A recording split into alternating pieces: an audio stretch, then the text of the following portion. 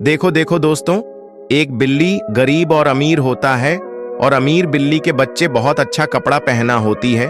तभी गरीब बिल्ली देखी है को अच्छा कपड़ा है, तभी वह अपने मम्मी को बोलने लगती है तो रोने लगती है। मम्मी दिमाग लगता है कि हमको ऐसे तो नहीं मिलेगा, तो हमको मजदूरी करना पड़ेगा, तो जाकर मजदूर करने लगती है। तभी वह बिल्ली उसको अच्छे से मॉल में लेकर जाती है और उसको शॉपिंग कर देती है। तभी रोड पर आती है तो अमीर बिल्ली देखकर पूरा अलग से घबरा जाती है